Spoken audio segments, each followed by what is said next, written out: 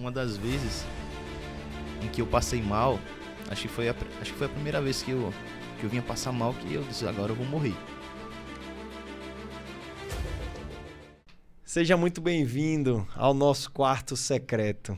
Eu sou Eli e aqui vamos tratar assuntos que venham enriquecer a sua vida de conhecimentos e bênçãos. Eu sou Paulo Henrique, também pode me chamar de PH.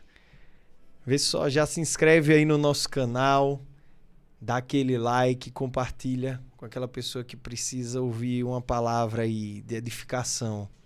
Esse é um momento em que a gente vai conversar muito, bater um papo aqui, bem construtivo, bem enriquecedor. Então, se você puder e quiser, já se inscreva no canal, deixe o seu like e receba todas as notificações, ative as notificações para você não perder nenhum vídeo novo que a gente vai lançar semanalmente. Paulo, e o tema de hoje é... Você está perdido ou não quer ser achado? E aí, Eliabe? Hoje em dia tem muitas pessoas que acreditam estarem perdidas, né? Mas na verdade elas não querem ser encontradas. A verdade é essa. Eu fui uma dessas pessoas que acreditava que estava perdido. Estava perdido no mundo e estava esperando Deus vir me resgatar, né? Como uma ovelha perdida. Mas na verdade eu estava mais para a história do filho pródigo, né? Que tinha se afastado da casa do meu pai e estava esperando meu pai me buscar. E tem muitas pessoas que a gente sabe que hoje em dia está nessa situação, acreditando que esteja perdido. Mas hoje nós vamos tirar de uma vez por todas, né, Paulo? Esse entendimento para que as pessoas venham compreender. Às vezes Deus já tem falado poderosamente com essas pessoas e essas pessoas estão aguardando algo. Eu vejo muito assim, quando a gente faz um trabalho missionário, as pessoas relatarem, né? Não, no dia que o Senhor falar comigo, eu vou. É verdade. Né? É. Quando Deus falar comigo, eu vou. Mas Deus fala conosco todos os dias. Né? A verdade é essa. Então nós vamos hoje, de alguma forma, aqui trazer para você aí, que você venha compreender. Será que de fato você está perdido ou você não está querendo ser achado, né, Paulo? Então existe uma diferença, né, Eliabe? Existe uma diferença entre a pessoa que está perdida e a pessoa que não quer ser achada, não quer ser encontrada.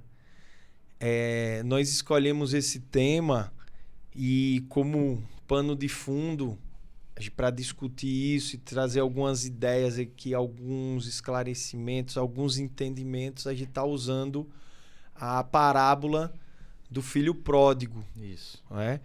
Então, nós não vamos aqui... Isso aqui não é um culto. A gente te garante que você, sendo cristão ou não, essa mensagem é para você. Isso. Essa mensagem é para você. Porque nós acreditamos que a palavra de Deus, de uma maneira geral, ela não é para apenas os cristãos. Né, Eliabe? Isso mesmo.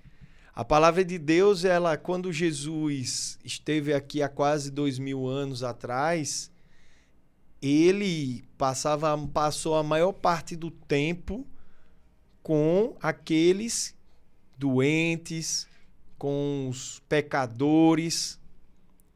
E isso nos dá um sinal, nos dá um indicativo de que nós, enquanto cristãos, hoje somos cristãos praticantes, sempre falamos do evangelho, nós precisamos romper os muros da igreja. Isso. Né? Nós estamos aqui com esse objetivo de fazer com que a mensagem de Deus alcance pessoas que não estão dentro da igreja. Porque Jesus veio para os doentes, né? Ele mesmo relata isso. Ele não veio para os sãs, né? Não veio para as pessoas boas. Ele veio para os pecadores. Tanto é que os fariseus, eles mesmo acabavam condenando Jesus por conta disso, porque Jesus sempre estava lá junto com os pecadores, eram prostitutas, mas cobradores de impostos, né? Como a gente vê aí até a história mesmo de Zaqueu, né? Um cobrador de impostos, e ele foi até Jesus. E é até interessante essa história de Zaqueu a gente falar aqui. Sabe por quê, Paulo? Porque na história de Zaqueu, a palavra fala que há uma grande multidão ao redor de Jesus, Zaqueu, que ele era um cobrador de impostos. Sim. E ele não era só simplesmente cobrador de impostos, ele era um chefe também, né, desses cobradores de impostos. Ele tinha vamos dizer assim, um cargo autoritário maior, né, Sim, sobre outras sim. vidas. Então, assim, a Bíblia não relata que Zaqueu ele estava doente ou tinha uma pessoa enferma na sua casa. Um cobrador de impostos naquela época Ele tava bem de vida, não vivia tava, bem, Eliabe? ele não tinha problema, assim, financeiro nenhum. Então a gente Ele vê tava de boa. na história de Zaqueu, né, é interessante que ele não tinha problema financeiro. A Bíblia não relata que ele tinha alguma enfermidade. E também tem a questão que ele tinha uma autoridade. Que muitas das vezes as pessoas querem uma postura, uma posição de cargo, alguma coisa assim. Só que algo chamou a atenção de Zaqueu. E Zaqueu, ele tenta ter naquele momento ter um encontro com Jesus. Só que a Bíblia fala que a multidão impedia ele chegar até Jesus. Zaqueu, ele era uma pessoa que estava perdida. Ele estava perdido. E ele não é que Zaqueu não queria ser encontrado. Ele estava perdido, de fato. E não sabia. E não sabia. Só que o interessante nessa história toda é que Jesus que estava à procura de Zaqueu. Porque a palavra fala que quando Zaqueu ele tenta passar pela multidão, ele não consegue, ele vai mais à frente, sobe numa árvore, né? Isso. Numa figueira brava, e ele sobe lá, fica lá em cima, e quando Jesus chega próximo dessa figueira, ele olha assim para cima e diz: Zaqueu, desce depressa. Como é que Jesus sabia o nome de Zaqueu? Jesus possivelmente foi ali e resgata Zaqueu. E ele disse: Zaqueu, desce depressa. O que ele quer dizer? Jesus, ele tem pressa para nos resgatar. Só que como é que também está a nossa pressa, a nossa fome para se encontrar com Jesus? E a palavra fala que Zaqueu desce a toda pressa. E naquele momento lá que Zaqueu desce, ele vai para casa, Jesus vai para casa de Zaqueu, até os fariseus começam a murmurar como é que pode ele ir pousar na casa de um pecador. Então, assim, essa história de Zaqueu que eu acabei entrando aqui nessa história de Zaqueu, Não, mas né? o Espírito Santo vai falando.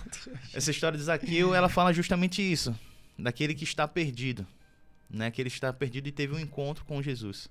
Só que ele teve que se posicionar. Sim. É o que a gente falou logo aqui no início. Muitas pessoas hoje estão aguardando esse posicionamento do Senhor, mas o Senhor já está posicionado. O que está faltando é as pessoas descer da árvore depressa. E essa vida com Jesus, né? Ela não é uma vida de fantasia. Acho que o mundo, as pessoas que não conhecem a palavra e não conhecem a vida em Cristo, uma vida nos caminhos que a Bíblia recomenda, né? Que a Bíblia orienta, elas acabam sendo levadas a pensar de forma equivocada de que a vida cristã é uma vida cheia de tédio, é uma vida cheia de privações. Claro, não é perfeita a vida do cristão, mas é a vida verdadeira. Não existe vida sem Jesus. A vida que você está levando, se é o seu caso, hoje, fora dos caminhos do Senhor, uma vida em que você desconsidera toda a importância e a magnitude que é Jesus para a gente, me desculpa te dizer, mas você não está vivendo. Você acha que está vivendo. Porque a vida e vida em abundância é a vida espiritual. Isso. Não é a vida física, a vida material, é a vida espiritual. Nós temos esses testemunhos bastante parecidos, né, Eliabe? Isso. Nós temos testemunhos bastante parecidos. O que é um testemunho, gente, para vocês que não conhecem? É a história que nos perseguiu até o momento em que a gente decidiu se render. A gente decidiu se render. Olha, eu não consigo mais sozinho. Eu preciso de Deus na minha vida, senão eu vou morrer. Realmente, literalmente, eu vou morrer. Eu e Eliabe vai falar um pouco sobre isso. Eu tive um histórico de uso de drogas, de álcool, prostituição, divórcio. E vivia uma vida como o filho pródigo viveu. Então, assim, só para você se situar, né, na história do filho pródigo é o seguinte: a Bíblia, ela tem... Jesus, ele falava muito através de parábolas, quando ele estava com seus discípulos, quando ele falava com o povo da época. Por quê? Porque as parábolas são histórias. E o ser humano gosta de histórias. Então, através das histórias, Jesus dava o seu recado, falava a vontade de Deus, porque Jesus era o próprio Deus encarnado. E vamos contextualizar só um pouco, tá, Eliabe? Um pouco da parábola do filho pródigo, certo? Eu vou iniciar aqui, você continua. Então, o filho pródigo, quem é o filho pródigo? Foi aquele filho que chegou para o pai e disse: pai, eu quero a minha parte da herança. Foi aquele filho que, como todo jovem, ou se não a maioria dos jovens, tem aquele espírito e aquele ímpeto, a imaturidade, a ousadia de: não, eu sei de tudo, eu vou para o mundo e eu vou me virar, eu não preciso mais morar com os meus pais. Acredito que você já passou por isso. Quando estava na adolescência, eu não vejo a hora de sair da casa dos meus pais, né, Eliabe? Aí o filho pródigo, ele vai, né? Ele vai para o mundo. Como é isso, Eliabe? Exatamente isso, né? Quando a gente você falou aí, eu lembrei de uma questão quando a gente é adolescente, né? Sim. Aí eu falava pra minha mãe: eu quero fazer isso. Não, quando você tiver de maior, aí você faz o que você quiser. Aí você fica de maior. Quando você pagar as suas contas. Quando você ficar de maior, a sua mãe disse: não, quando você sair da minha casa, que pagar as suas contas, você faz o que você quiser, né? Mas foi basicamente isso. Eu costumo até, às vezes, explicar assim, como é que foi que o meu afastamento, né? Porque eu nasci num lar cristão. Ah, você já nasceu, né? Nasci num lar cristão.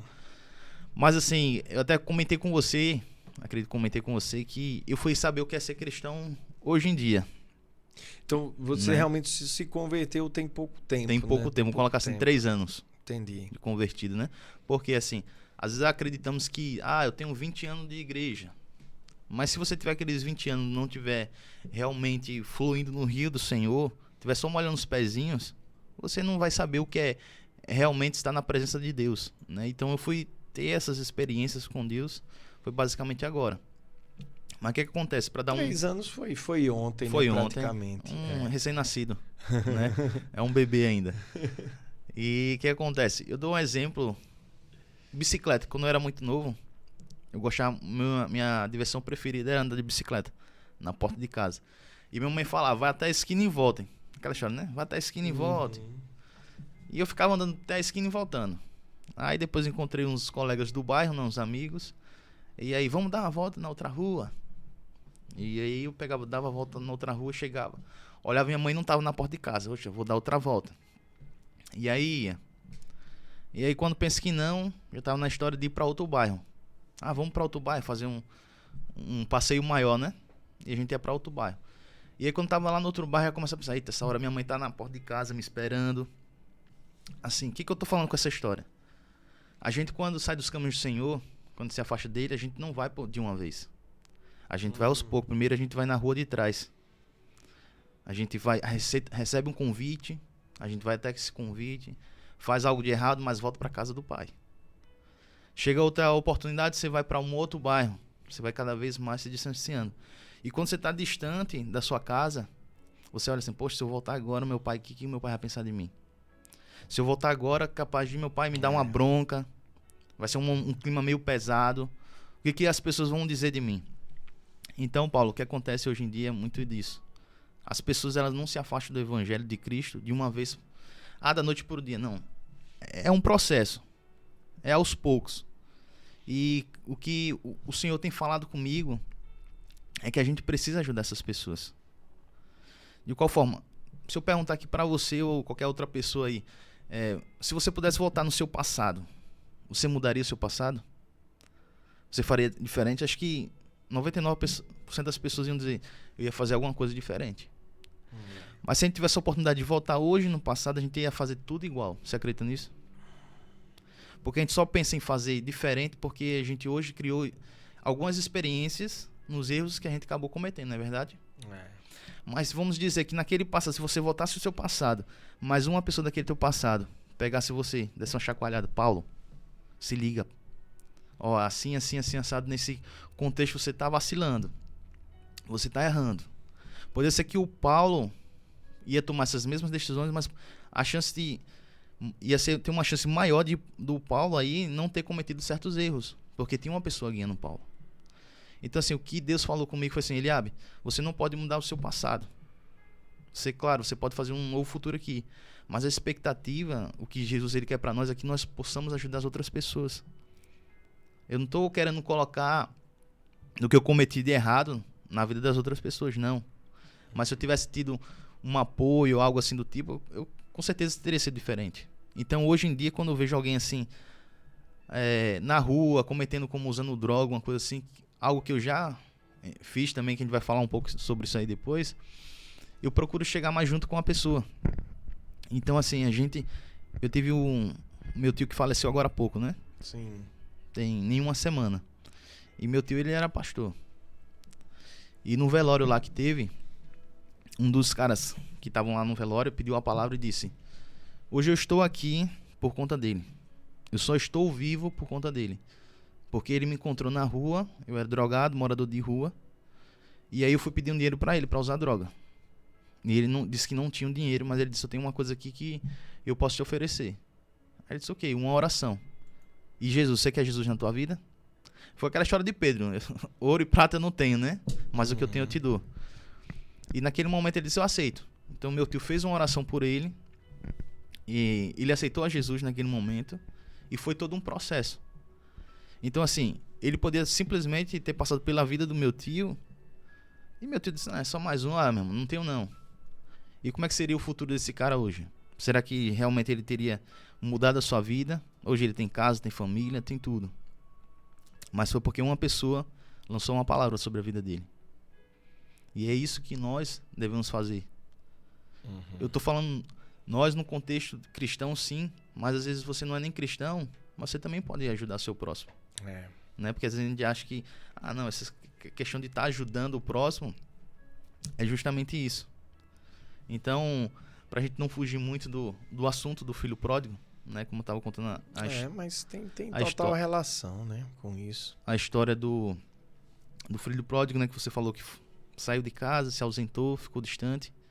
Né? Eu fiz essa mesma coisa. Foi viver no mundo. Fui viver no mundo aí, curtindo do que eu queria, do que vinha na minha cabeça. Não é do bom e do melhor, é do pior e do pior ainda, né? Que às vezes a gente diz é do bom e do melhor, né? Porque a gente fala assim, as coisas do mundo é boa, né?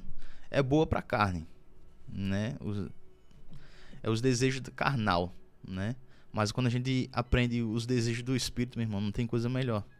Não tem coisa melhor do que estar na presença de Deus. Você não era convertido. Não. Então, eu vejo dessa forma também, concordo com você. Nem sempre aquele que está dentro da igreja, aquele que nasce num seio familiar totalmente evangélico, cristão, seja o que for, nem sempre aquela pessoa, ela realmente vai estar ali por um interesse espiritual. É o caso do outro filho. Eu não tenho nunca confessado a Jesus. É algo que nunca tinha. É algo até que o Gabriel que tá, o Michel Logo tá lá na Inglaterra. Sim. O Gabriel ele até comentou. Ele disse: poxa, eu nasci num lar cristão, meu pai são os pastores, mas eu não cheguei, chegou um momento que ele disse: não, eu tenho que confessar Jesus. Porque a gente acha, Paulo, que a gente nasce num berço cristão, como diz assim, né, o modo de falar berço cristão. Sim, eu já sou cristão. Entendeu? Isso. Então, assim, eu nunca tinha confessado a Jesus como meu salvador. Eu passei, quase 20 anos na igreja, mas eu nunca tinha confessado isso. E quando eu retornei, que eu passei um momento afastado que eu retornei, foi até no culto da pastora Deise, na pregação da pastora Deise. E o tema era: não seja covarde. E naquele momento, ela chamou as pessoas lá pra frente, quem queria aceitar Jesus. E o Espírito Santo começou a me aquietar de uma forma que eu comecei a me tremer lá, sabe? E eu disse: o Espírito Santo tá falando comigo. Eu não tinha confessado para os homens. O que é que João Batista fazia? Ele batizava aquelas pessoas, né? Sim. Em praça pública. Aquele batismo simbolizava o quê? Que as pessoas estavam matando o velho homem e nascendo um novo homem. A partir daquele momento, sua vida já era outra. Quando você aceita Jesus, é algo simbólico, mas é uma grande força no mundo espiritual. Você está declarando em público que você está aceitando esse Jesus. A palavra fala o quê? Que você ligar na terra será ligado no céu. Então naquele momento lá o Espírito Santo começou a falar comigo. Eu disse, não, eu tenho que aceitar Jesus aqui. Só que eu já tinha aceitado Jesus na minha cabeça, né? Mas eu tenho que confessar aqui que eu não confessei pra ninguém. E aí eu fui lá pra frente. E aí quando eu cheguei lá na frente, meu irmão, foi algo que eu nunca tinha sentido.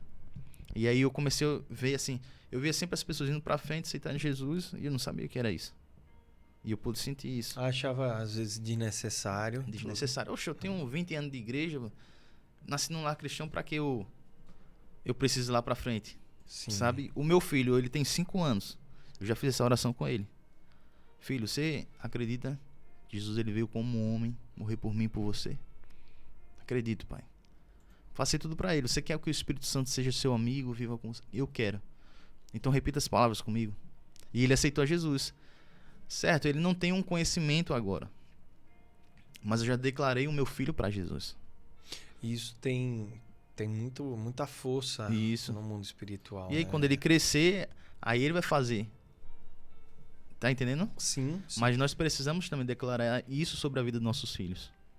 Com certeza, ele, por mais que ele ainda não tenha o discernimento, eu acho, sabe?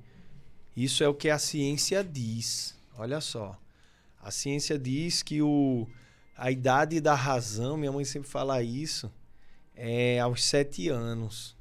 7 anos de idade é a idade da razão. Não sei se isso tem algum fundamento científico, mas o fato é que há sim uma ideia de que as crianças elas não possuem discernimento. É como se as crianças fossem seres não pensantes. Sim.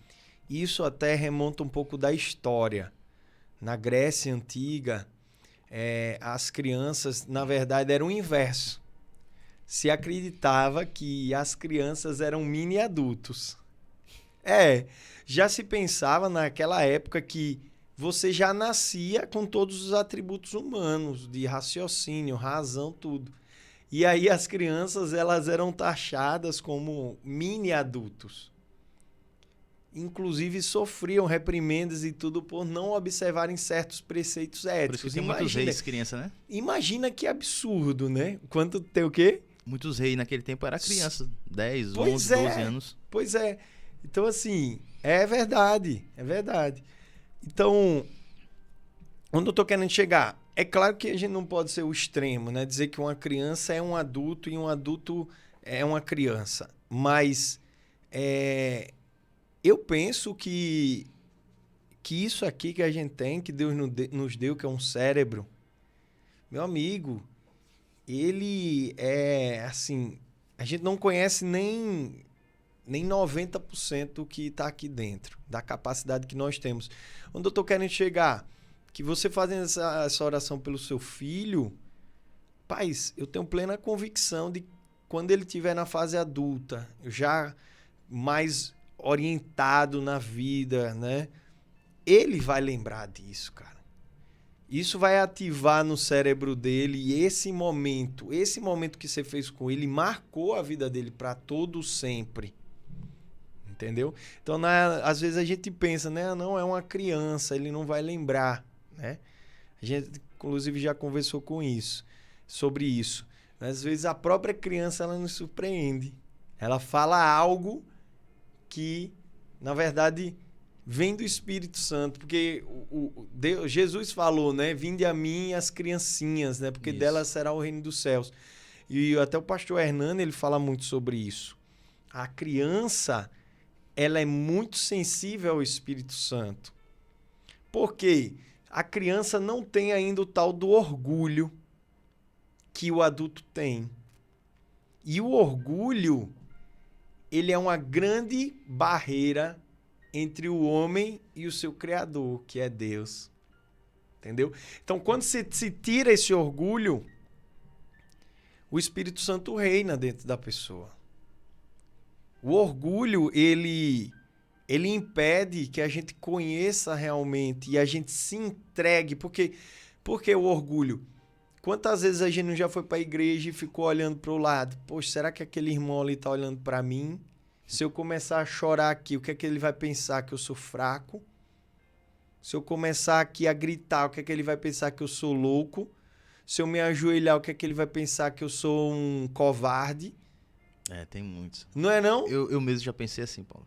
Eu já também, eu não dava cara. nem... E até hoje isso é uma guerra. O aleluia era até baixinho. Aleluia. Né? Porque o irmão ali do meu lado não é muito ligado nisso. Aí eu vou dar um glória a Deus aqui, o irmão não vai gostar. Eu vou chorar aqui, o que eles vão pensar? Tá entendendo? Eu tinha muito... Já hoje eu já sou assim, já me entrego logo. Já me derrito.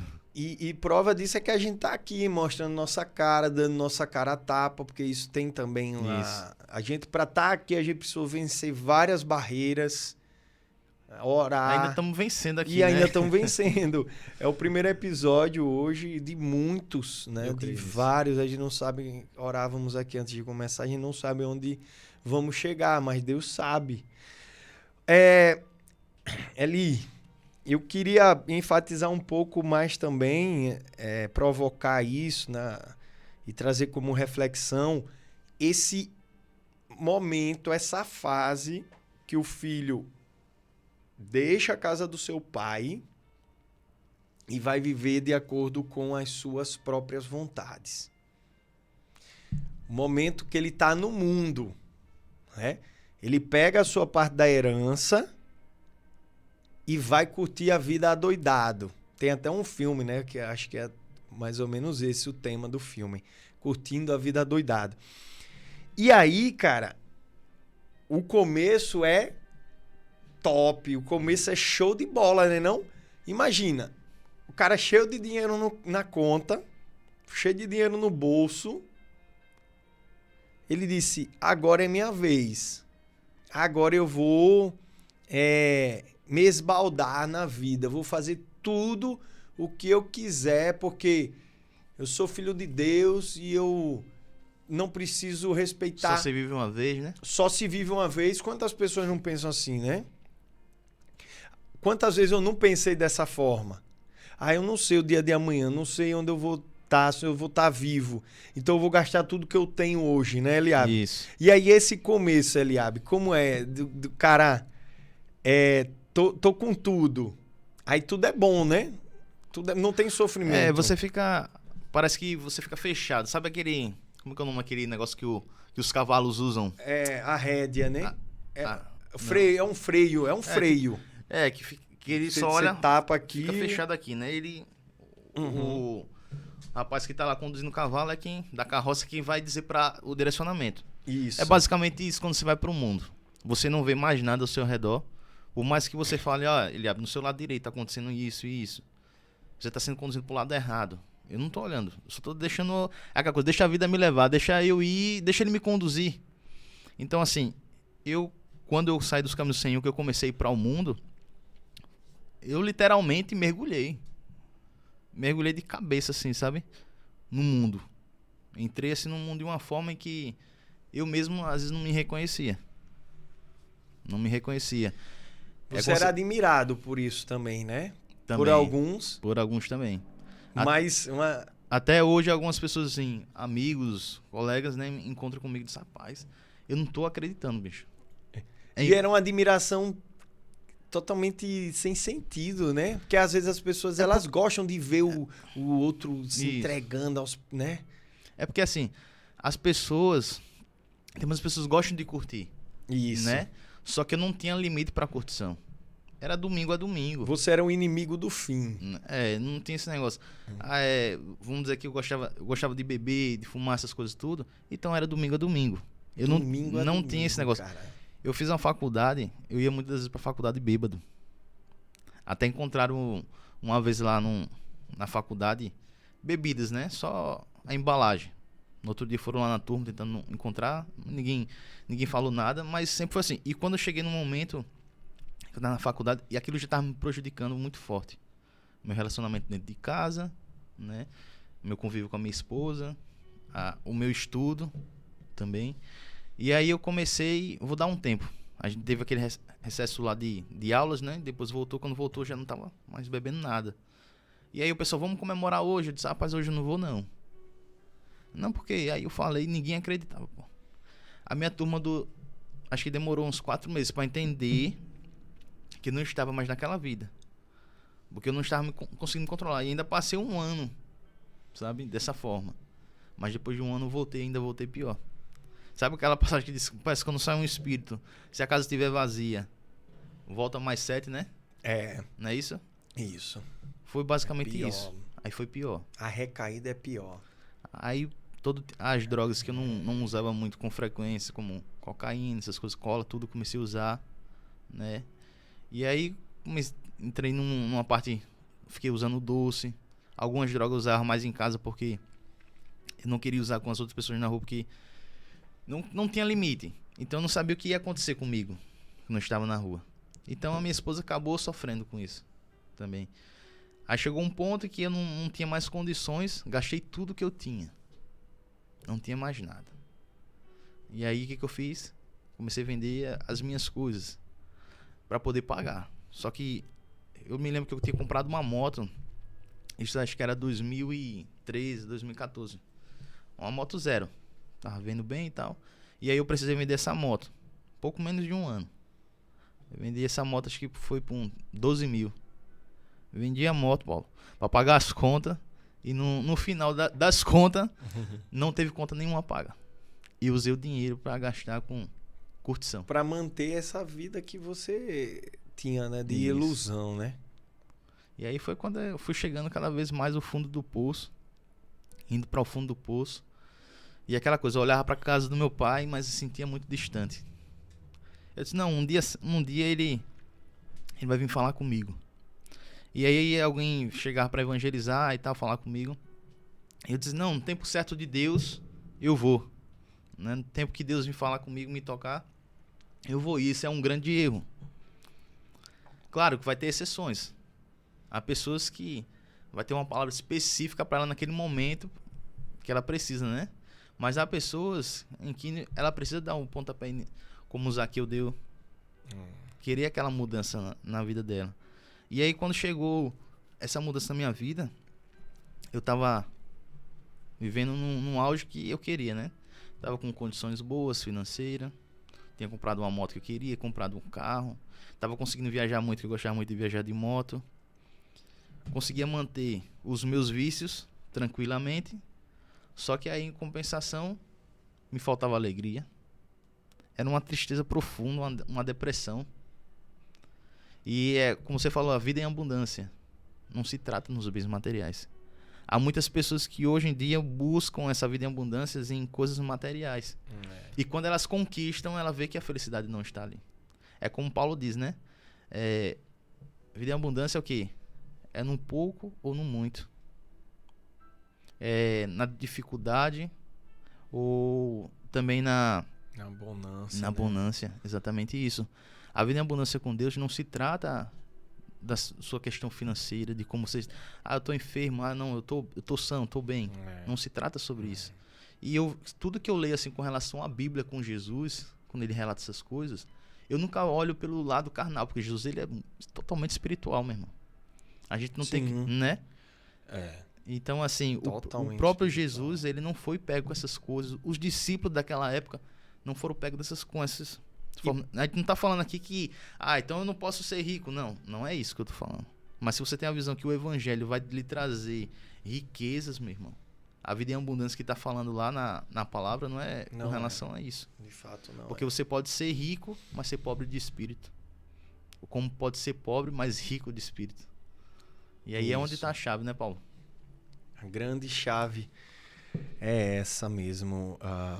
Jesus, ele, como você bem falou, ele veio para quebrar paradigmas, entendeu? Tanto é que, se você for ler os 4 livros da vida de Jesus, sobre a vida de Jesus, que são os evangelhos, né? Mateus, Marcos, Lucas e João, você vai ver que sempre que Jesus fazia um milagre, falava alguma coisa, estava ali um inimigo, um representante do povo da época, um representante de uma ideia que era uma ideia padrão. Vamos dizer assim, que era a ideia do mundo não cristão, do mundo não espiritual. Tinha lá, Jesus fazia algo, aí chegava esse representante do mundo e dizia: ah, mas isso, por que você faz isso? Se até então não era assim que acontecia. Deixa eu citar para você um exemplo disso. Em nenhuma hipótese, Eliabe, em nenhuma hipótese, um pai da época tradicionalista, totalmente vivendo de acordo com os padrões daquela época, aceitaria esse filho de volta.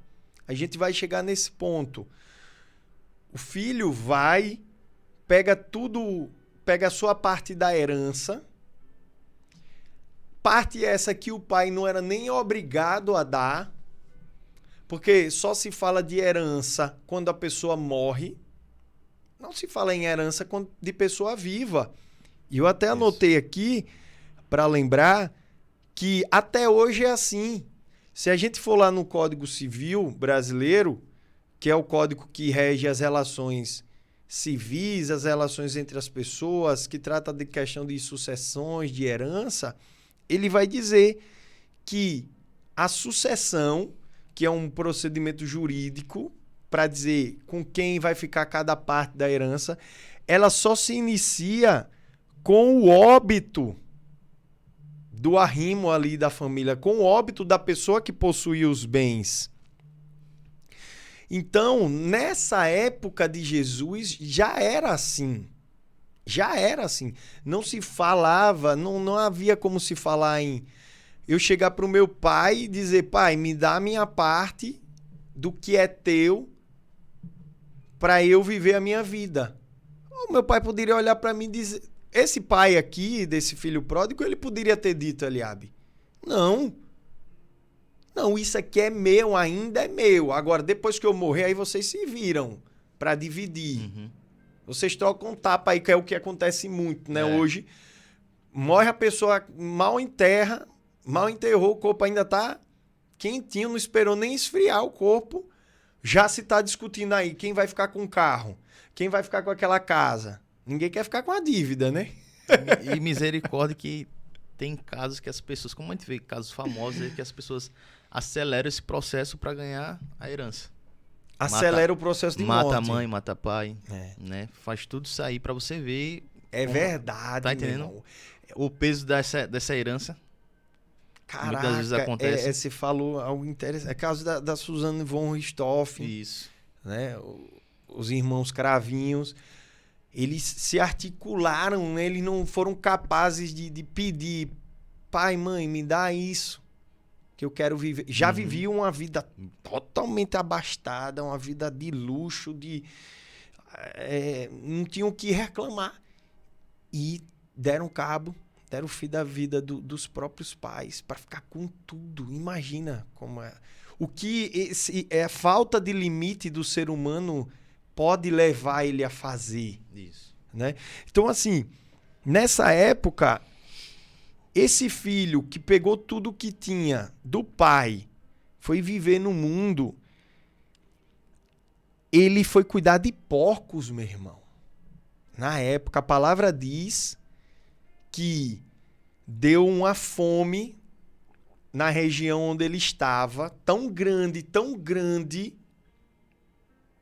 que as pessoas muitas vezes comiam o que os porcos comiam. Mas não é que essa comida tivesse assim, não, na rua disponível ali para você comer, não. Não. Nem sempre você tinha que comer, você tinha para comer o que os porcos comiam. Nem sempre você comia o que os porcos comiam, porque até a comida dos porcos faltava. Então, esse cara, esse jovem que saiu da casa do seu pai, querendo curtir a vida doidada, chegou um momento em que o dinheiro acabou. O luxo acabou.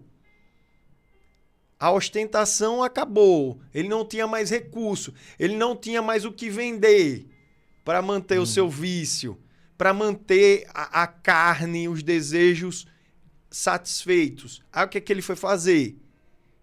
Ele foi pedir emprego a um cidadão para cuidar dos porcos. Porque ele estava com tanta fome que ele ficava babando, vendo os porcos comendo, meu irmão. Olha que situação o cara chegou. Ele vendo os porcos comendo aquela lavagem que eu, particularmente, quando vejo, me dá um embrulho no estômago. Acho que todo mundo dá. Ele desejou aquilo, Eliabe. Verdade. Ele desejou. Isso é um retrato de muitas pessoas que estão aí, meu irmão. Elas chegaram ao fundo do poço. Venderam tudo o que tinham. Perderam os parentes que podiam financiar essa vida desregrada. E chegaram ao ponto de pegar comida do lixo, irmão. Quantas pessoas de rua aí não estão nessa situação porque estão, mais uma vez, retratando e vivenciando essa história do filho pródigo. E aí, imagina, o filho deixa o pai e esse filho volta para casa do pai. Naquela época não era normal, não era comum o pai aceitar. O que é que o pai faria? Ele excomungava, meu irmão. Ele dizia, eu não quero ver você nem mais pintado a ouro, aqui saia da minha frente. E o estado que esse filho volta é um estado totalmente de depravação, um estado... Ele estava maltrapilho, as roupas rasgadas, todo sujo, fedendo. Mas aí, quem é o pai nessa história? É Jesus. Jesus vai... Ele vai até o encontro do filho, né? Ele avista o filho de longe, ele corre. Já dá pra entender que ele já estava aguardando, né? O retorno do filho. Ele já estava aguardando o retorno do filho havia algum tempo. E aí ele corre para abraçar, ele não se importa com a situação em que ele tá de higiene. Isso é uma quebra de um paradigma da época. E até quando você falando aí que ele desejou lá, perdeu tudo, né, que ele tinha. Aí, porque eu citei a história de Zaqueu no início. E até quis explicar que Zaqueu, ele tinha questão financeira boa, né, ele não estava doente, tinha autoridade, tudo isso. Porque há uma diferença entre Zaqueu, tem todas as coisas, e esse rapaz que não tinha nada. Zaqueu, ele estava perdido, mas ele vivia bem. Mas algo faltava na vida de Zaqueu, né? E Zaqueu foi encontrado. O rapaz lá, você pode dizer, você que está ouvindo aí pode falar a história assim, não, mas ele também perdeu tudo, ele não tinha mais nada. É por isso que ele quis voltar para casa do pai. Foi interesseiro, né? Mas tu vê assim, o lado de Zaqueu. Zaqueu, ele tinha tudo, mas ele foi atrás de Jesus. Mas há uma questão nessa história do filho pródigo, para a gente entender que não foi questão de interesse. Se for ver essa história no livro de Lucas, né, capítulo 15. É 15, né? É 15. Capítulo 15. A partir do versículo 11. No livro de Lucas, na história, fala assim que... conta assim que... Caindo em si. Caindo em si. Isso. Caindo em si, você já vê nessa questão aí que houve uma questão de arrependimento. Sincero arrependimento. Caindo em si é o quê? Você reconheceu o seu erro. Poxa, eu caí em mim. Agora eu reconheci que eu errei, que eu fiz algo errado. E ele fala assim, quando ele chega o pai, pequei contra o céu e contra ti. Ele estava confessando pro pai dele o pecado que ele cometeu. Isso. Né? Ele reconheceu, ele caiu em si, reconheceu seu erro. Depois ele confessou para o pai dele que ele tinha errado, né? E ele diz o quê? Já não sou digno de ser chamado seu filho. Isso aí ele mostrou tristeza. A palavra fala, acho que é em 2 Coríntios, e Paulo diz o quê? Que a tristeza segundo o mundo gera morte. Mas a tristeza segundo a Deus gera o quê? Arrependimento para a vida, arrependimento que não tem apesar. Então, quando ele diz assim, já não sou digno de você chamar teu filho, ele está mostrando uma tristeza, mas essa tristeza era para gerar um arrependimento para ele ser salvo, para ele voltar para a casa do pai dele. Então, assim, há uma diferença, a gente vê na história do filho pródigo os 3 requisitos que precisa para realmente você ter esse encontro com Deus, você ser encontrado. Primeiro, você tem que reconhecer o seu erro. Sim. Né? Sim, sim. Você tem que confessar. Segundo, peguei contra o céu contra ti. Precisa confessar esse erro, esse seu pecado. E realmente você precisa ter uma tristeza, um arrependimento. Porque se não for uma tristeza de arrependimento, você vai ter um remorso, né, Paulo? E remorso dura pouco. Dura né? pouco. É uma emoção, né? É naquele momento lá, eita, e tal. Mas o remorso pode fazer você voltar a cometer novamente. É como... Eu me lembro que muitas vezes eu achava que eu estava tendo arrependimento, mas estava tendo remorso. Porque meu Deus, eu não quero fazer mais isso e tal, não sei o quê. Quando era 2 minutos de novo, eu estava fazendo a mesma coisa. Então não estava tendo o arrependimento genuíno. Eu estava tendo um remorso. É totalmente diferente, né? E a gente vê justamente isso. E o que os próprios psicólogos, eles falam o quê? Com relação ao arrependimento. O arrependimento é você deixar de ter aquela sequência de erros ou aquele equívoco que você vem cometendo e você para. Os próprios psicólogos falam isso. Digamos, se você tem uma sequência de erros, mas você para com essa sequência de erros, você se arrependeu. Porque o arrependimento, ele vem em cima disso. Quando você tem várias sequências de erros na mesma coisa, isso é só remorso. Eu não estou falando aqui que você vai se arrepender hoje e nunca mais você vai cometer isso. Você pode vir daqui tantos meses, daqui tantos anos, vir ter uma recaída com esse teu erro.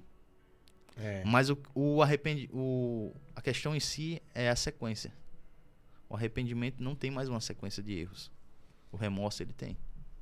Então, se você hoje está ouvindo aí, está lutando com uma coisa, meu irmão, você precisa ter um arrependimento genuíno. Mas eu já pedi isso e tal. Você não pediu do coração. A verdade é essa, Paulo. Eu muitas das vezes achava que eu era forte. Isso aqui, eu me arrependo, Senhor, eu não quero. Mas eu não era de coração. Ao mesmo tempo, eu queria ainda estar daquela forma. E quando aconteceu de eu estar no mundo, eu não fui para a igreja. Porque muitas pessoas acharam assim, eita, agora ele está na igreja. Não, eu não estava em igreja nenhuma. Eu passei acho que uns 6 meses sem visitar nenhuma igreja, só na minha casa, né? Só indo na minha casa. E o que acontece? Eu estava bebendo ainda, quando fui para o Senhor. Eu estava fumando. Eu estava com a mesma vida que eu estava. O erro das pessoas qual é? Quando eu deixar essa minha vida, eu vou. Quando Deus me tirar a vontade de beber, primeiro você tem que ter o arrependimento. Deus ele não vai chegar do nada e dizer, a partir de hoje... Então assim, eu dobrava meu joelho e disse assim, Deus, eu tô aqui, eu não tenho força. Eu era sincero com o Senhor. Sim. Eu não tenho força aqui para deixar essa bebida, para deixar esse cigarro. Mas, Senhor, eu sei que Tu me amas. Demonstre esse Teu amor e me ajuda a largar todos esses vícios. Porque eu não conseguia. E muitas das vezes eu lembro que eu, bêbado, chapado, eu dobrava meu joelho quando chegava em casa. Das noitadas. Chegava, dobrava meu joelho e começava a orar. E aí começava a chorar e tal, não sei o quê, porque eu tava fazendo algo que eu não queria. Já fumava sem vontade.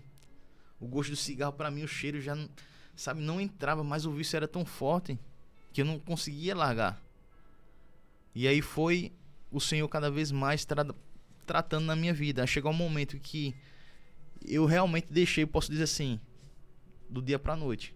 Disse, hoje eu não vou beber, hoje eu não vou mais fumar, hoje eu não vou mais nada. E quando foi no outro dia, eu não senti mais vontade. Mas porque eu mostrei para o Senhor um arrependimento genuíno. Eu disse, eu não tenho força para deixar isso aqui do dia para noite, mas eu não aguento mais.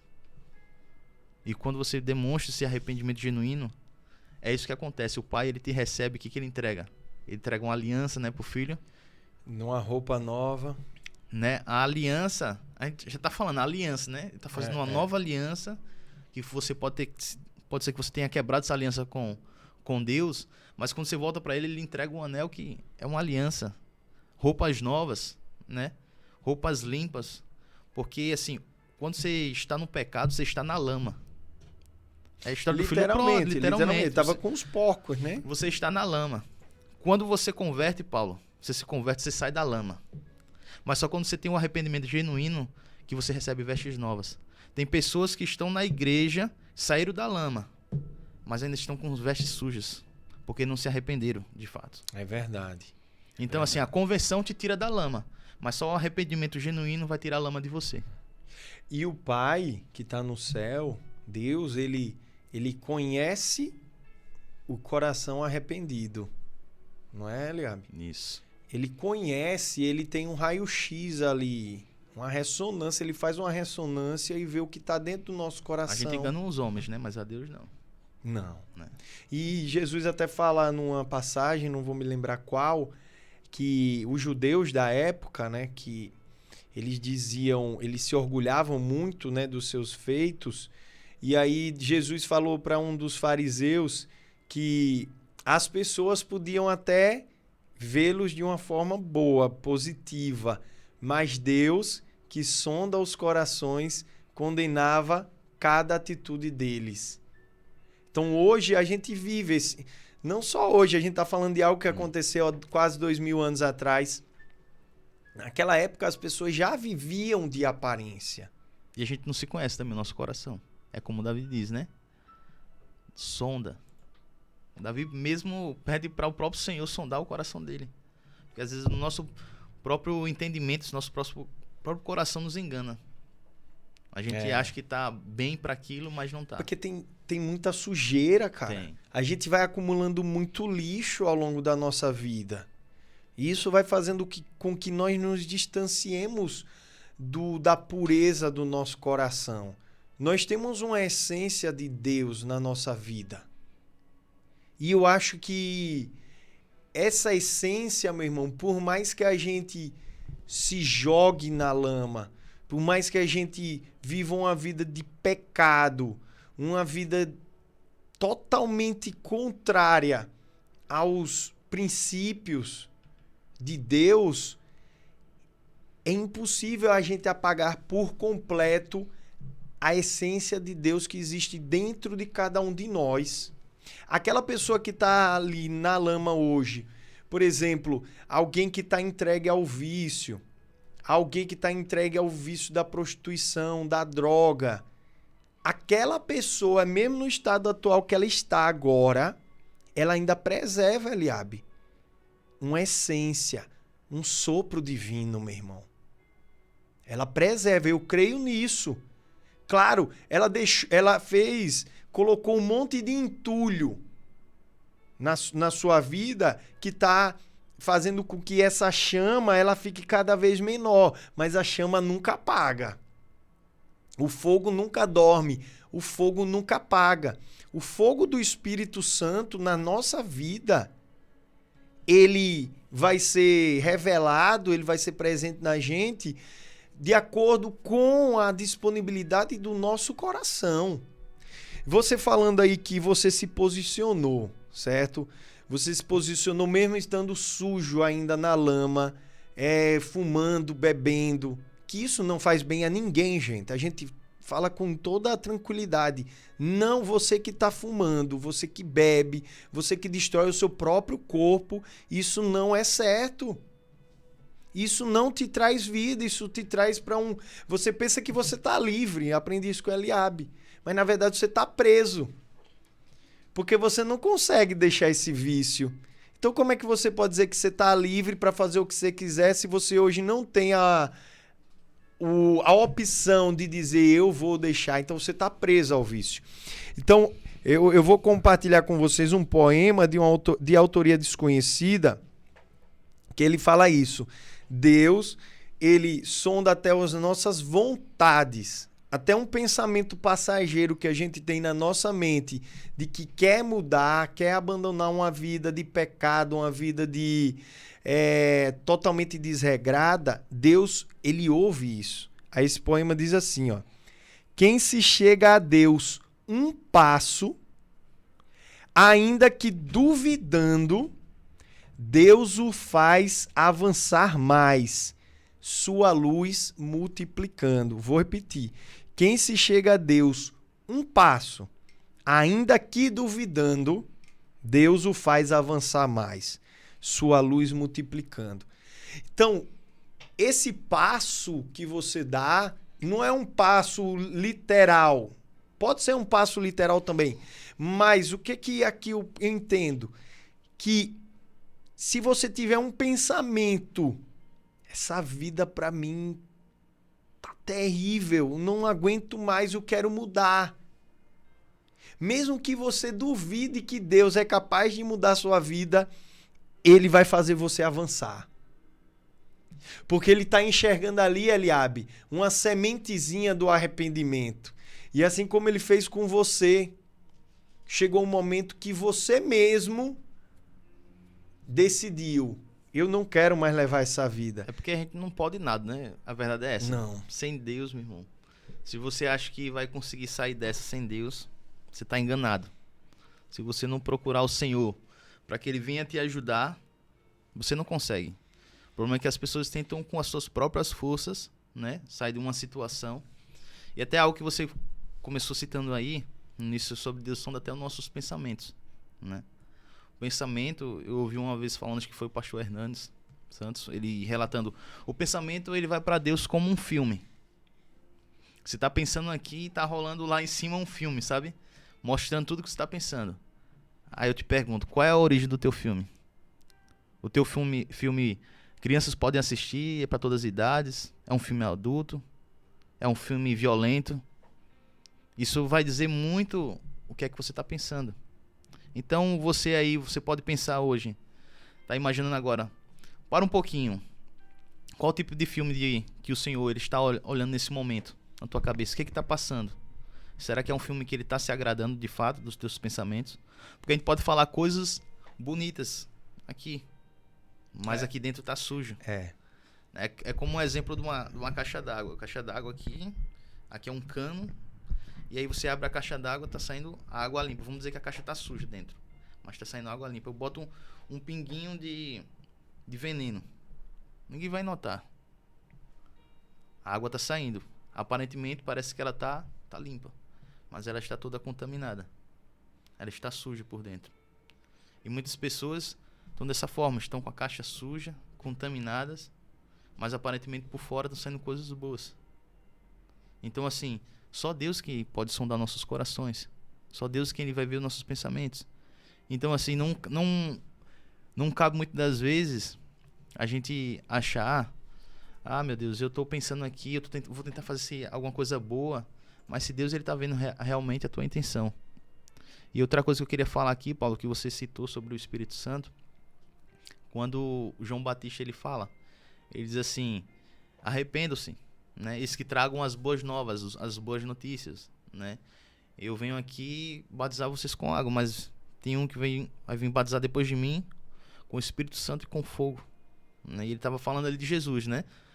O batismo nas águas, algo simbólico, estou batizando aqui para você falar publicamente que você se arrependeu, que você está mudando, mas depois vai ter um que vai batizar com o Espírito Santo. O Espírito Santo agora vai vir sobre você, sobre a sua vida. E até tem uma história sobre Pedro.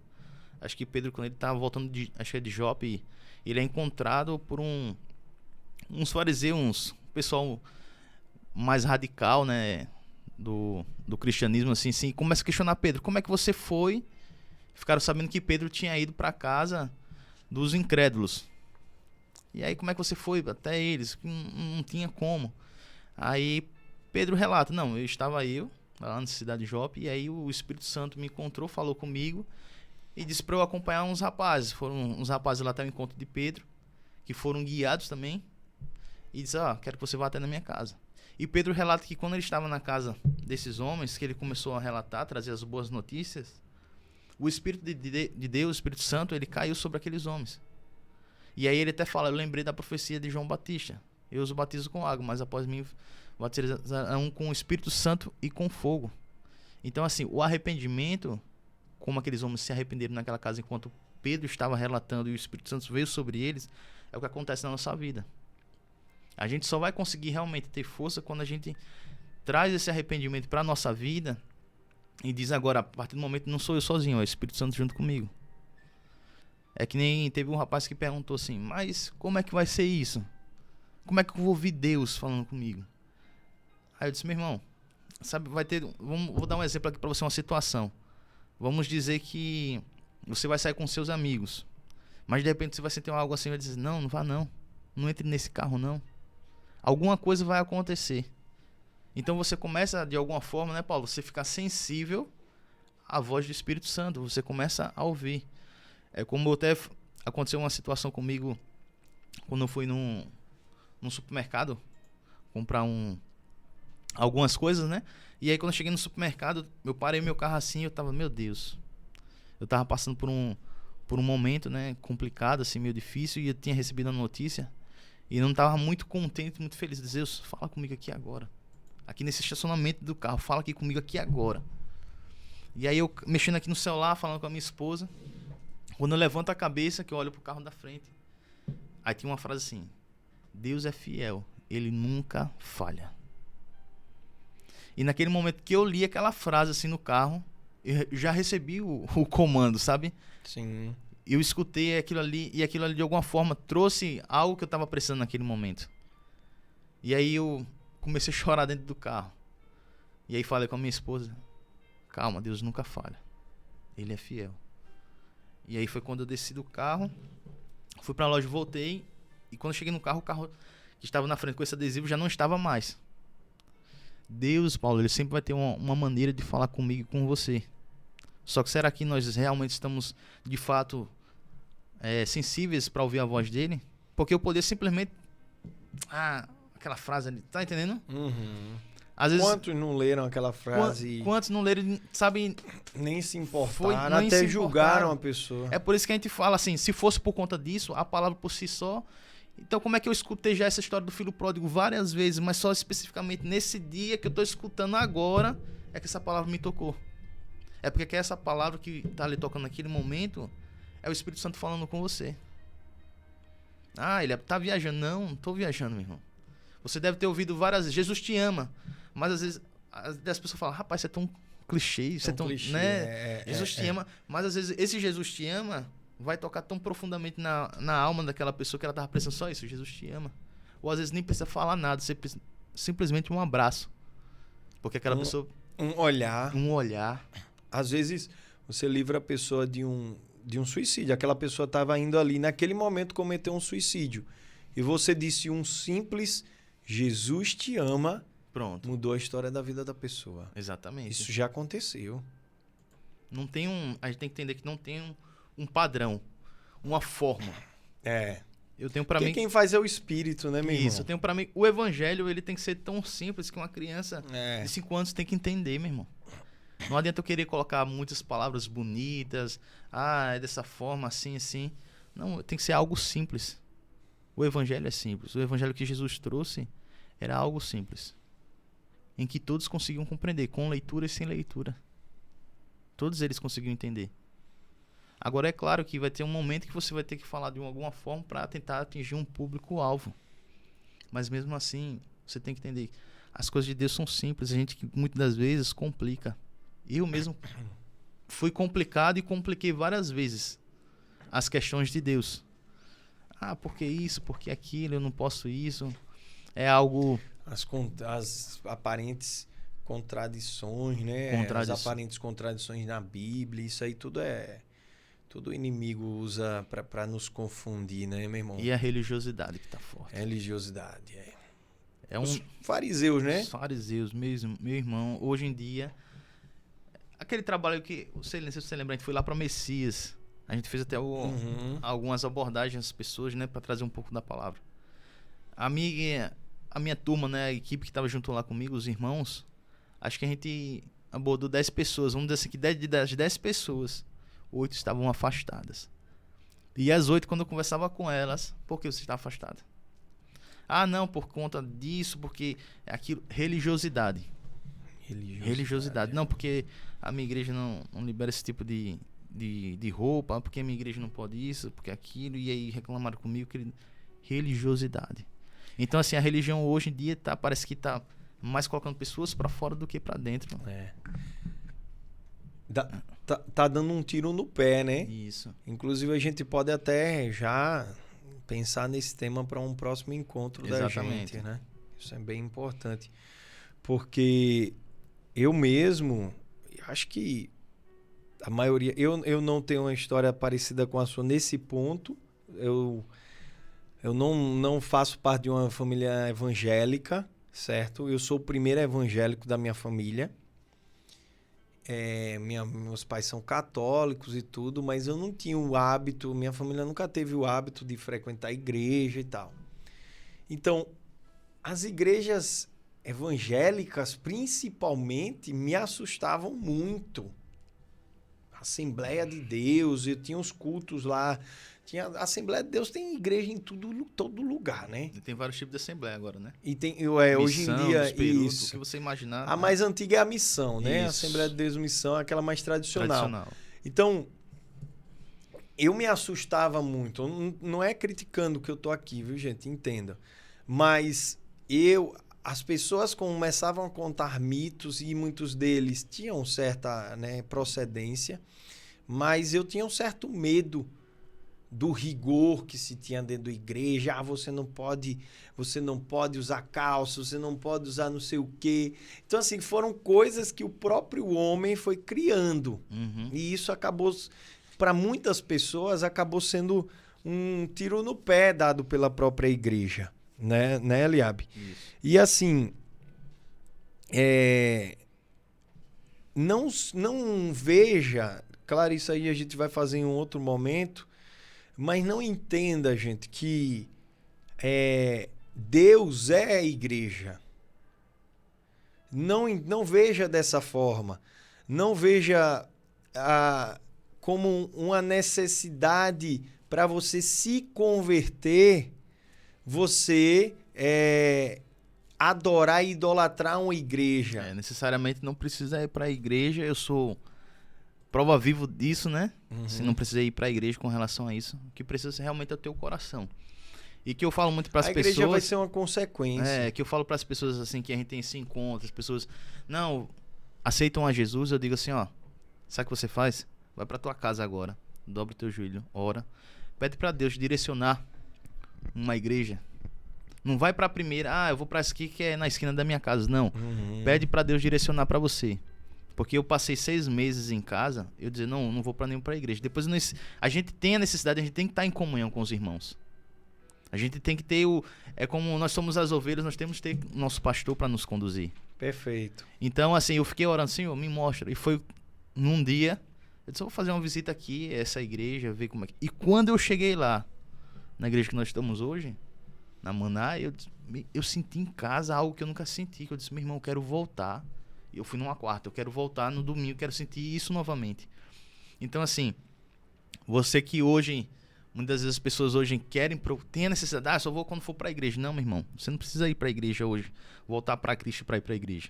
Você volta na sua casa. É o que nós estamos falando, é o quarto secreto, Mateus 6:6. Fecha a tua porta do teu quarto, entra em secreto com Deus, arrepende, entrega tudo ao Senhor ali e pede para Ele, Deus, me direciona uma igreja que eu possa ir, me sentir realmente em casa, abraçada por essa igreja.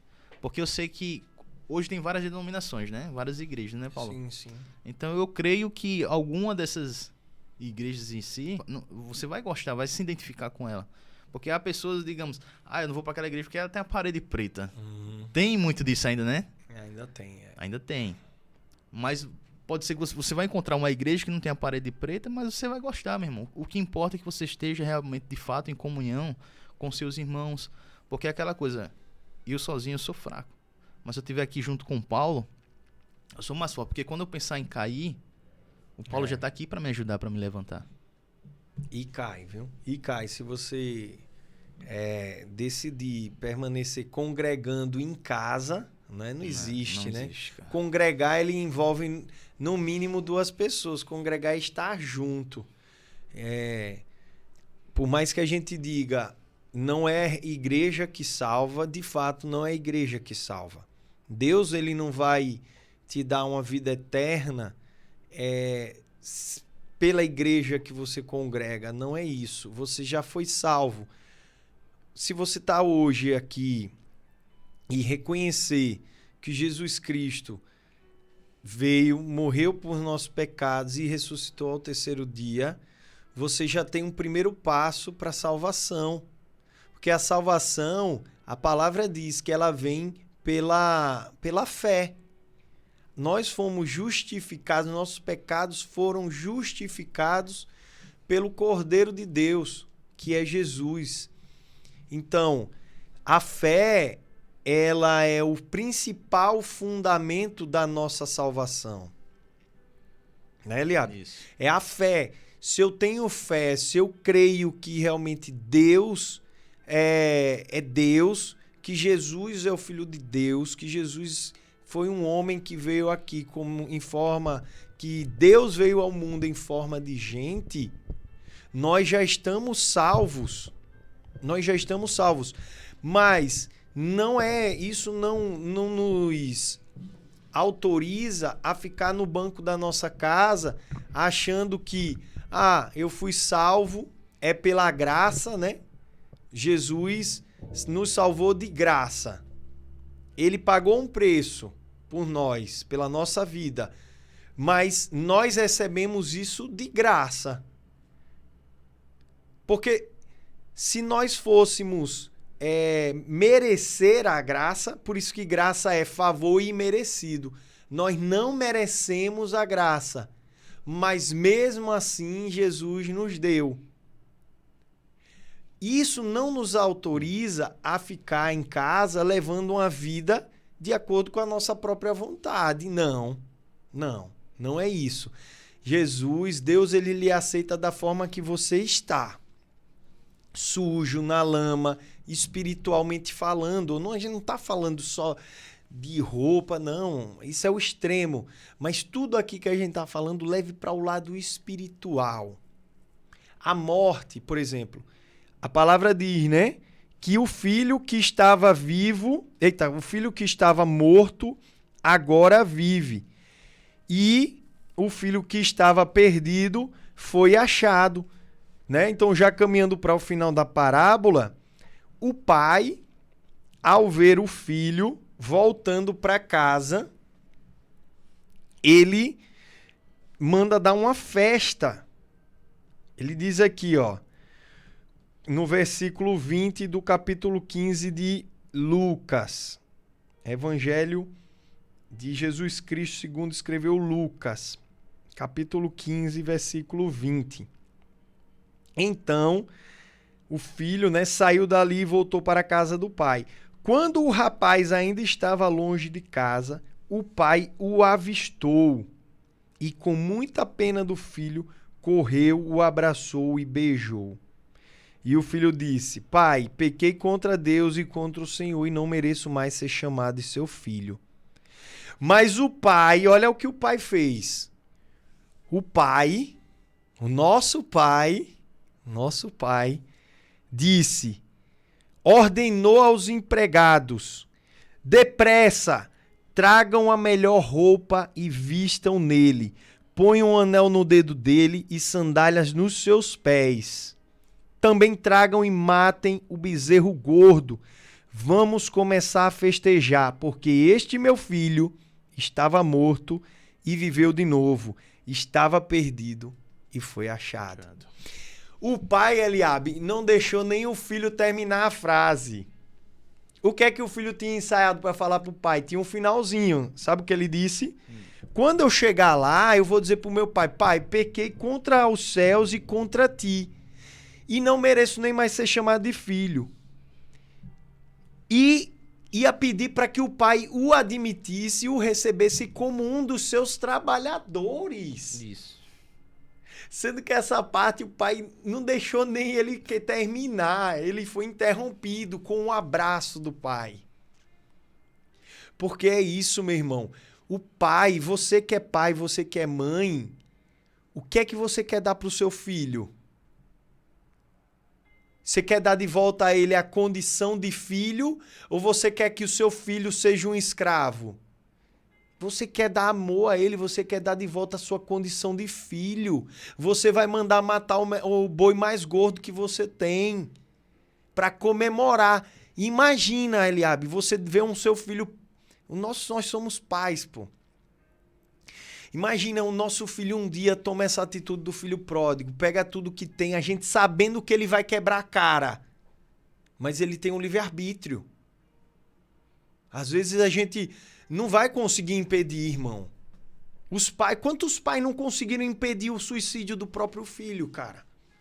Foi porque esses pais não foram competentes o suficiente para deixar que ele fosse? Não, não. Porque cada ser humano, cada pessoa tem um livre-arbítrio, meu irmão. Chega um momento que não há outra saída a não ser a gente dobrar os joelhos e orar e pedir para que o Pai que está no céu, ele interceda. Mas a droga, por exemplo, cara, você pode dizer, o pai pode dizer pro filho, filho, isso faz mal, isso vai te levar à morte. Ele vai querer, ele vai, no primeiro vacilo que você der, a não ser que você amarre ele, a não ser que você acorrente ele, que é o que ninguém vai fazer, ele vai em busca, irmão. Eu conheço muitas pessoas, irmão. Eu conheço muitas pessoas que elas pertencem a famílias de famílias conscientes, pessoas conscientes dos riscos e do perigo que a droga, que o vício, ele causa a uma pessoa. Mas mesmo assim, esses conhecidos insistem diariamente, eles acordam e todos os dias eles tomam a decisão de fazer tudo igual, irmão. É verdade. E cada dia a gente vê aí que o pessoal vem trabalhando para mais e mais drogas potentes. Sim. Tem uma tal de K9 agora, meu irmão. Eu até compartilhei aí no meu Instagram um vídeo assim recentemente das crianças, né, que estavam usando essa droga. Fica um efeito zumbi. E aquilo, K9, já ouvi falar. E aquilo causa uma dependência. Como a gente tava até conversando no carro, vindo para cá falando sobre a dependência de remédios, né? Drogas, né? Remédio de dor de cabeça, essas coisas. Imagina uma droga que já é feita justamente para isso. Psicotrópica, né? Tá entendendo? Efeito. E aí, quando você tava falando aí, relatando sobre a escolha que você toma. Uma overdose? Foi, uma princípio overdose, né? Eu tive até um derrame nesse olho aqui. Tive um derrame nele. E aí, o que acontece? Eu tava... Tá curado, em nome de Jesus. Acho que foram 2 dias seguidos, né? Do uso de cocaína. E aí fui trabalhar. Sem dormir, mano. E aí fui trabalhar, usando também. Quando foi à noite, eu fui levei minha esposa pra ela fazer, para o supermercado que ela foi fazer a feira, né? Ela disse, vou aqui na casa de um colega meu, depois eu venho te buscar. Ela ficou já, não, vamos participar, não, vou pra lá. Mas eu indo no intuito pra usar, né? E aí quando fui na casa de um colega meu lá, eu comecei a usar. Ele não usava esse tipo de droga, né? A cocaína. E eu usei lá. Nisso me deu um ataque cardíaco tão forte que eu não conseguia respirar, nem falar ao mesmo tempo. Se eu falava, eu não respirava. Se eu respirava, eu não falava, porque era muito acelerado. Caraca. E aí eu caí no chão, apontado, com uma flecha assim no meu peito, sabe? E aí eu disse, eu vou morrer aqui agora. Naquele momento, o que eu pude fazer foi dobrar meus joelhos, mas eu senti assim, Paulo, que eu não estava me arrependendo de fato. Você tava querendo sobreviver Eu queria só sobreviver, eu só não queria morrer. Eu sabia, eu vou morrer aqui, vou morrer sem Cristo. Isso te fez de imediato deixar a droga? É isso que eu tô falando. E no momento, e até no momento da dor, eu não me sentia assim, apto pra me arrepender. Sabe, eu disse, Deus, não deixa eu passar por isso. Eu não quero morrer agora, porque eu não consegui nem abrir a boca. Senhor, me perdoa. Porque realmente eu não tava com o coração aberto para ser perdoado, sabe? Assim, para dizer assim, eita, eu tô de coração agora, eu não quero mais essa vida. Eu disse, se o Senhor me liberar aqui, eu vou voltar. Então só dizer assim, Senhor, não deixa eu ir agora. Só que foi ficando tão forte que eu disse, meu irmão, eu vou morrer aqui. E aí eu pedi para o meu amigo que estava lá junto comigo, que ele era afastado dos caminhos do Senhor, e eu disse, fulano, faz uma oração por mim. E ele já estava afastado dos caminhos do Senhor, e ele estava meio com uma questão até duvidosa sobre Deus. E eu disse para ele, cara, eu sei que você tá com a sua cabeça meio assim, ore por mim, que eu vou morrer. Ore por mim. E eu só falava, ore por mim. Aí ele olhava para mim assim e disse, rapaz, você tá ficando doido, você tá viajando. Aí começou a ligar pros outros colegas, ó, ele aqui tá viajando, meu irmão, tá assim. E aí os caras, como é que foi? Não, porque eu tô distante, ninguém conseguiu chegar. Ligou pra ambulância, a ambulância disse, rapaz, o que foi acontecer? Ele relatou, disse, nesse caso, a gente vai demorar um pouco pra chegar, porque tem vários casos. Droga, meu irmão, se é droga, ele disse, sabe que era droga, ele disse, oxi, deixa o cara morrer pra lá, mano. Sabe? Que é o ponto, ele chega ao ponto de selecionar mesmo. Imagina se ele for atender todo mundo, né, com relação a isso. Sei que nesse dia foi a misericórdia de Deus, eu senti a misericórdia de Deus sobre a minha vida. E eu fui pra casa, busquei a minha esposa, a Jéssica, a gente deixei ela em casa, né? Fiquei lá. E nessa noite, especificamente, eu não consegui dormir. E quando dava uma fechada assim de olho, eu tava tão ligado assim que eu mordia os meus lábios, eu mordi minha língua, eu mordi a minha boca, eu cortei tudo a minha boca. Eu tive que amarrar uma camisa assim pra conseguir dormir, porque eu apertava tanto os dentes que cortava toda a minha boca. E aí foi nesse processo, eu disse, não vou usar mais. Passei um tempo e voltei na dependência. Voltou, na usando a mesma dependência. Droga. Só que é como eu falei, chegou um Isso momento que eu disse, aconteceu também comigo. agora eu não quero mais. Agora eu não quero, eu vou ter que esperar morrer. Uhum. E aí eu fiquei pensando, eu vou passar o que para o meu filho? O meu filho tá chegando aqui.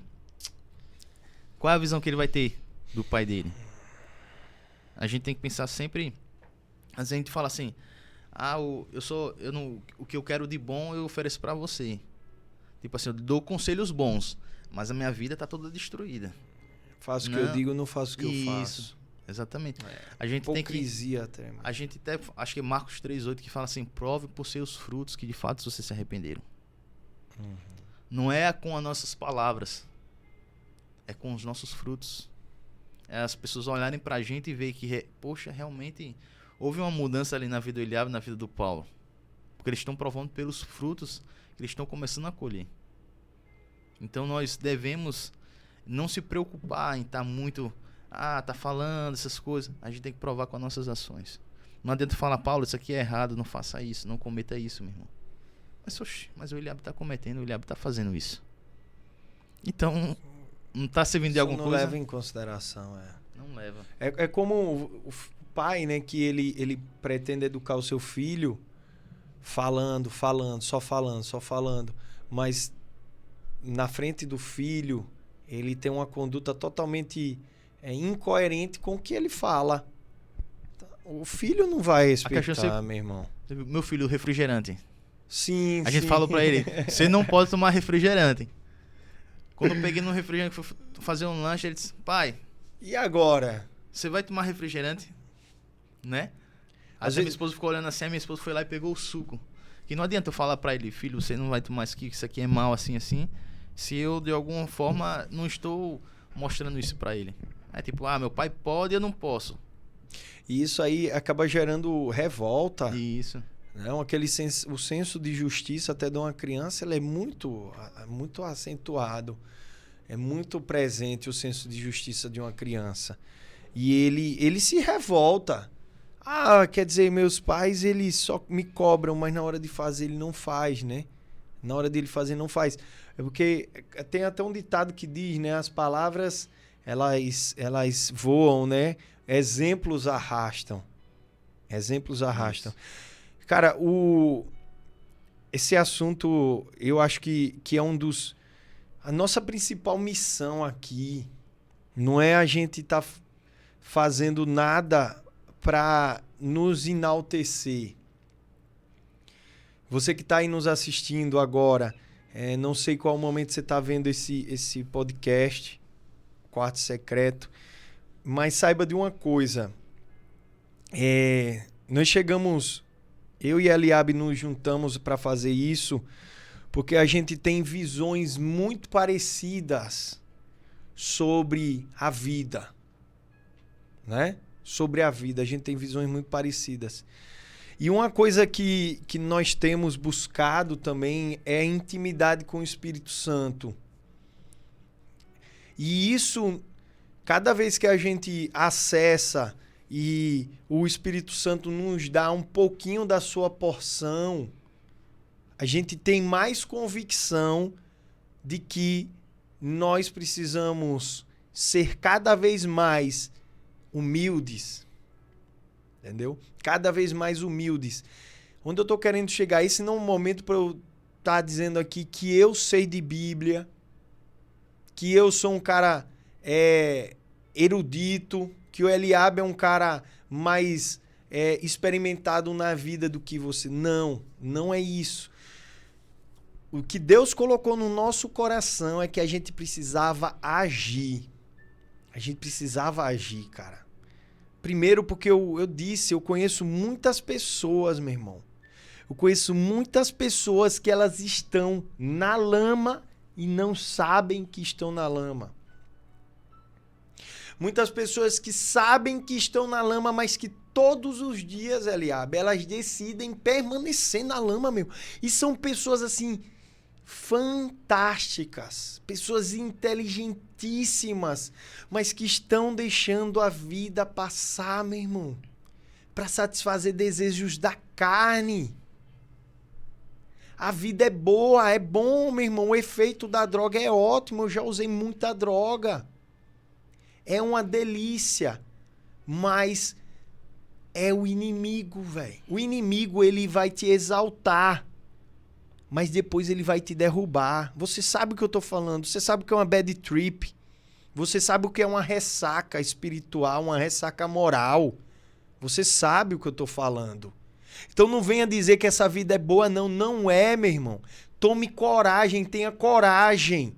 Declare com a sua boca. Por mais que você não acredite em Deus, você tem o direito de não acreditar. Mas faça que nem o Eliabe fez. Peça ajuda a Deus.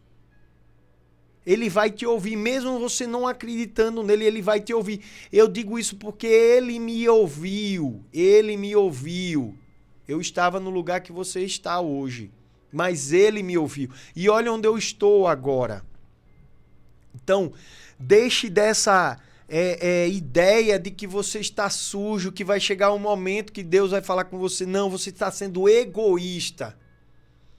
Você está sendo egoísta. Você está só pensando nos seus desejos, mas isso vai te levar à morte. Você já está morto espiritualmente. Você já está morto espiritualmente.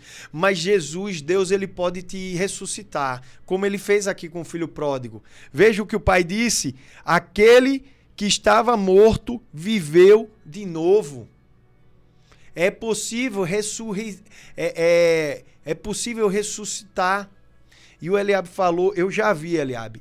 Algumas vezes, eu também tive a sensação que eu ia morrer, meu irmão.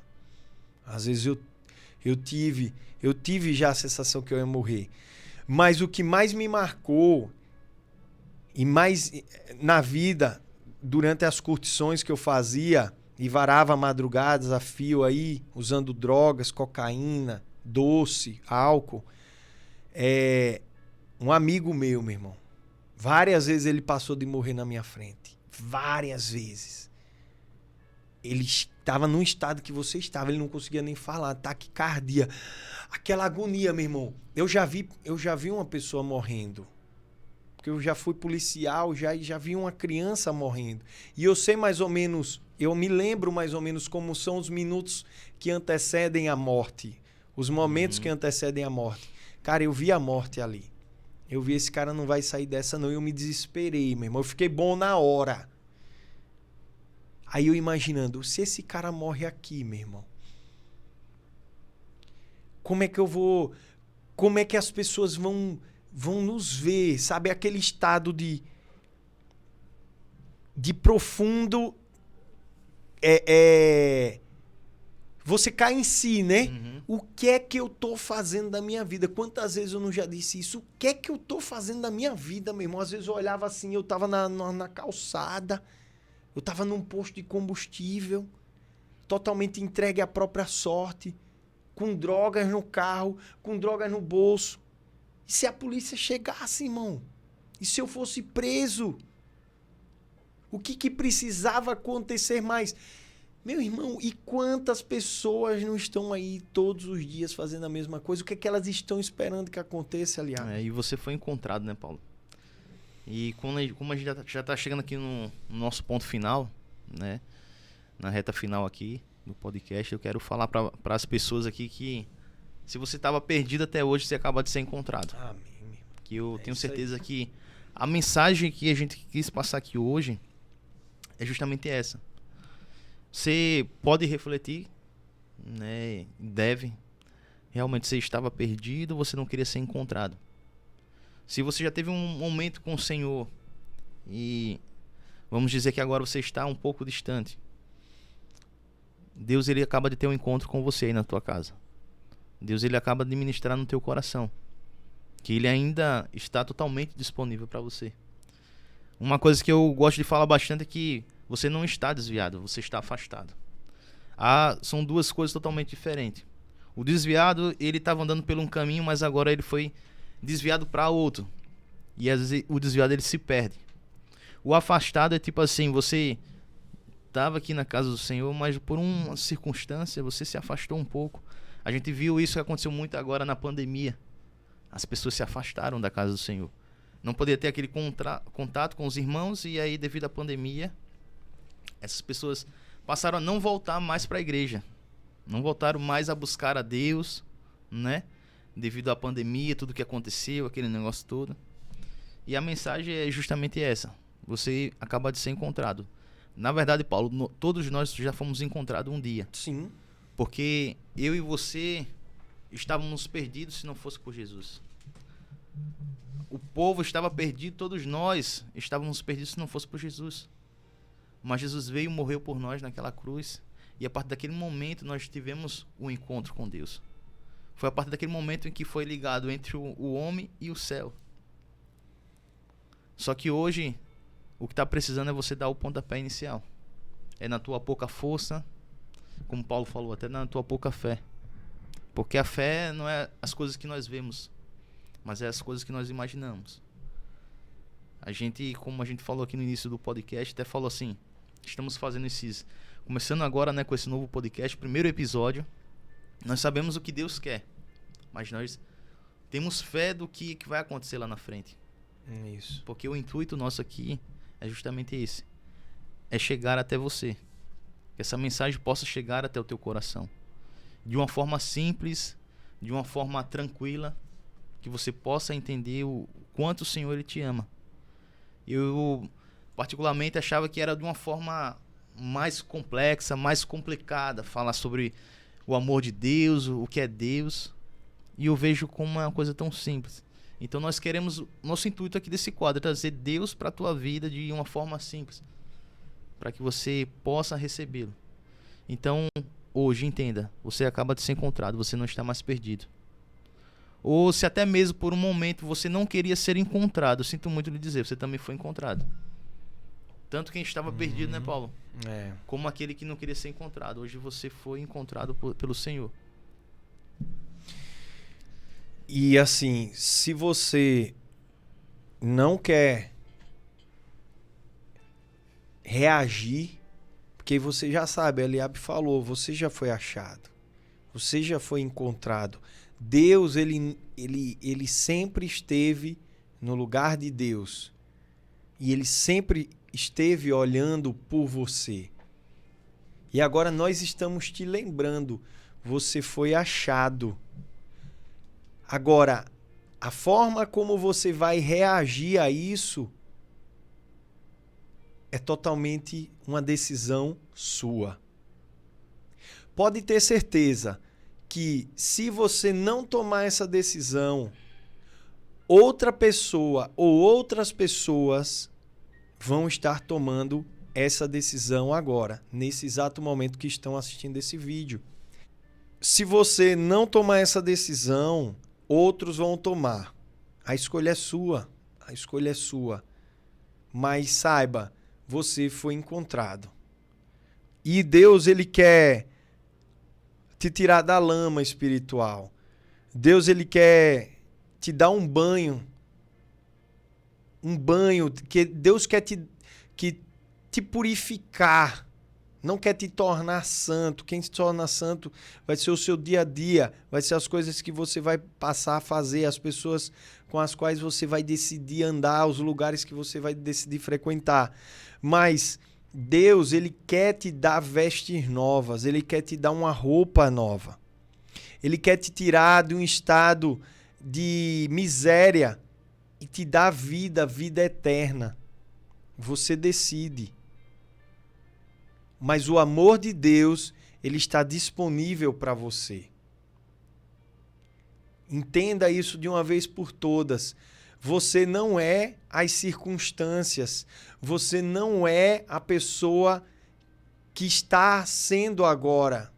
Não, você é filho de Deus. Você reflete ou deveria refletir a vida de Jesus. E Jesus não compactua com coisas que degradam o ser humano. De maneira nenhuma. Jesus, ele compactua com vida e vida em abundância. Você acha que você está vivendo, mas na verdade você está morrendo. Você está morrendo e você sabe disso. Não permita que esses hábitos, não permita que essa vida desregrada, uma vida sem limites, ela mate você. Ela mate você. Decida hoje. Eu quero mudar e eu vou mudar. Então é isso, né, Eliabe? Eu acho que a gente já assim conseguiu, né, refletir um pouco sobre esse assunto, sobre a necessidade de voltarmos para Cristo, né, meu irmão? Independentemente de onde nós estamos, a gente precisa saber que existe um Deus que quer nos dar uma vida, a verdadeira vida, né? Que é uma vida de paz, uma vida de abundância, não necessariamente no sentido material, isso vai ser uma decorrência, mas uma coisa é certa, muitos estão mortos espiritualmente achando que estão vivos, que na verdade a vida e a vida verdadeira é uma vida espiritual, é uma vida conforme a vontade de Deus, né, meu irmão? É isso aí, Paulo. Mas sem mais delongas, né, que queremos agradecer você ter acompanhado esse episódio até aqui no final, né, que Deus cada vez se faça mais presente na sua vida e que hoje você tome uma decisão a respeito de tudo isso, né, que você possa colocar tudo que você escutou aqui hoje e que você está sentindo aí diante do Senhor. E eu sou Eli, ele é Paulo, nós somos o Quarto Secreto, né, e fiquem todos com Deus e até logo. A gente espera vocês aqui, viu? Acompanha a gente sempre, que vai ser bênção. A gente sempre vai estar trazendo aqui uma reflexão, uma outra forma de você ver a palavra de Deus, diferentemente daquela coisa assim, sem sentido. Não, a gente sempre vai buscar trazer uma aplicação prática para a sua vida, tá certo? Para que você possa, sua vida possa dar um novo passo, você possa virar chaves na sua vida e assim você consiga ser uma pessoa melhor, tanto para si mesma, como para os seus filhos, para sua esposa, para o seu marido. É isso. Fiquem com Deus. Até um próximo encontro. Tchau.